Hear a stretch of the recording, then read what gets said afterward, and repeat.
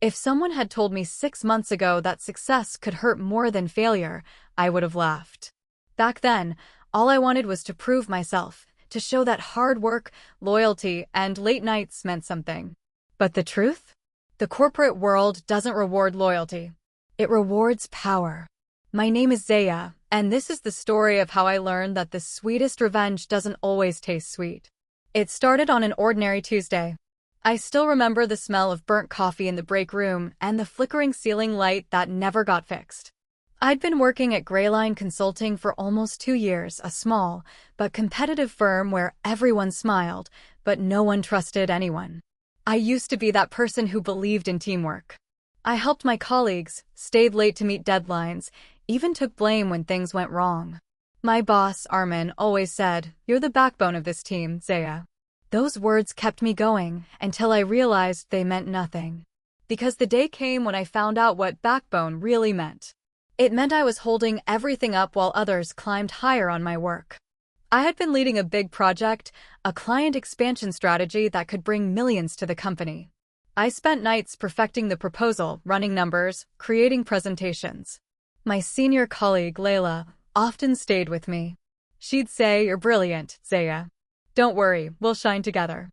I believed her. But the day before the presentation, Armin called a meeting. He congratulated Laila on her incredible work. My slides, my research, my ideas, everything was there. Except my name. At first, I thought it was a mistake. Maybe Armin mixed up the files. But when I looked at Laila, she wouldn't meet my eyes. That silence told me everything. I remember walking out of the meeting room, heart pounding, palms cold. I wasn't angry, not yet.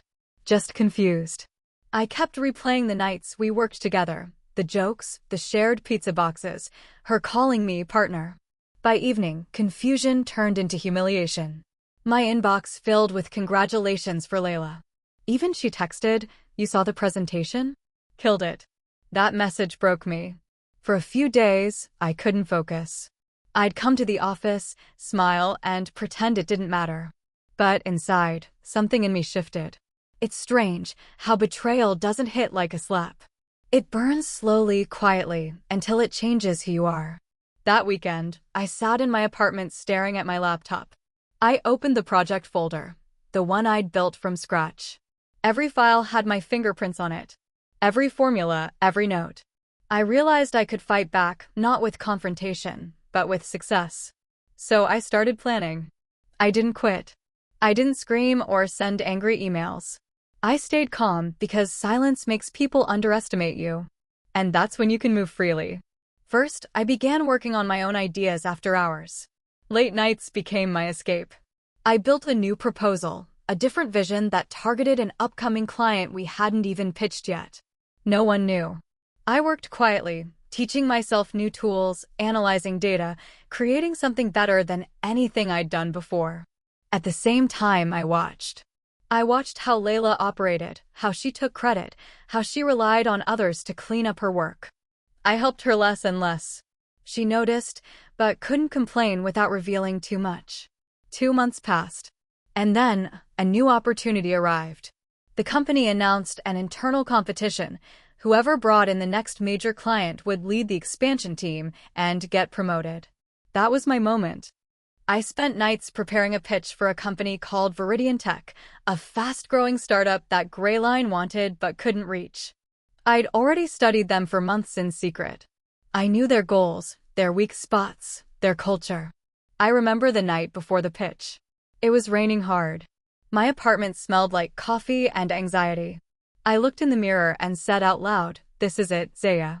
No one's stealing this one." The next day, I walked into that boardroom alone. My hands were shaking, but my voice wasn't. I talked about strategy, innovation, and empathy, how companies don't just buy services, they buy people who care. When I finished, the room was silent. Then Armin smiled and said, "This is impressive, Zaya. Really impressive." Viridian Tech signed with us within a week. And just like that, everything changed. Armin called me into his office, offered congratulations, and hinted at a possible promotion. Laila was there too. Her smile was tight, her eyes sharp. She said, "Great job, Zaya, but her voice trembled. For the first time, I saw fear in her eyes. I should have felt happy, but I didn't. I felt colder. Because by then, I'd realized something about revenge. It doesn't come with satisfaction, it comes with distance. I wasn't angry anymore, I was detached. Still, I kept climbing. A month later, Armin announced my promotion publicly. I became project lead, the same position Laila once had. People clapped, smiled, congratulated me. Even she did. But behind those smiles, I could feel the shift, the whispers, the careful respect that comes only when people start fearing you a little. I thought I'd won. But success has a strange silence to it. When you finally get what you wanted, the noise dies down, and all that's left is the echo of what you lost on the way there. That night, I sat alone in my new corner office. The city lights blinked outside. I opened my laptop, saw the congratulatory emails, the company announcement. I should have felt proud. Instead, I just felt empty. I realized revenge had consumed so much of me that I didn't recognize myself anymore. The weeks after my promotion were quiet, too quiet. People treated me differently now. Colleagues who once ignored me suddenly asked for my opinion. Some smiled too much. Others avoided me completely. I had become someone I used to be afraid of, someone people respected not because they liked her, but because they couldn't afford not to. Laila kept her distance. She transferred to another department soon after. I should have felt relief, maybe even satisfaction. But I didn't. Every time I saw her name in an email thread, I felt this strange mix of pity and resentment. Not for her, but for who I used to be when I trusted her. One evening, Armin called me into his office. The sun was setting, and the orange light fell across the room, making everything look golden but tired. He said, "You've come a long way, Zaya. You're setting an example for everyone here." I smiled politely. But inside, I knew the truth. I hadn't come this far because of inspiration. I'd come this far because of anger. After that meeting, I started noticing how things worked behind the scenes. Deals made in private, promises broken in silence, people climbing over each other just to be seen. I used to think betrayal was rare. But in corporate life, it's currency. Everyone has a price, everyone has a mask. Including me. Because I had learned to wear one too. I smiled in meetings, laughed at small talk, mentored new hires, but deep down, I was exhausted. Success had turned me into someone who was always performing. Always proving. Always protecting what I'd built. Then one day, something unexpected happened. Laila reached out. It was a short message, just one line, "Can we talk?" I stared at it for a long time before replying. Part of me wanted to delete it. Another part, the one that still remembered our late nights and laughter, wanted closure. We met at a small cafe near the office. She looked different, tired, older, like the job had drained her too. For a moment, neither of us said anything. Then she whispered, "I'm sorry." I didn't respond right away. I just watched her, wondering if it was guilt or strategy. But then she said, "I don't expect forgiveness. I just wanted you to know. I regretted it. Every single day." Something inside me loosened. Not forgiveness, exactly, just release. Because I realized revenge hadn't been about her for a long time. It had been about me trying to prove I mattered. We talked for a while, about work, about the stress, about how both of us got caught in a system that rewards stepping on others. When she left, I felt lighter. But that night, lying in bed, I couldn't sleep.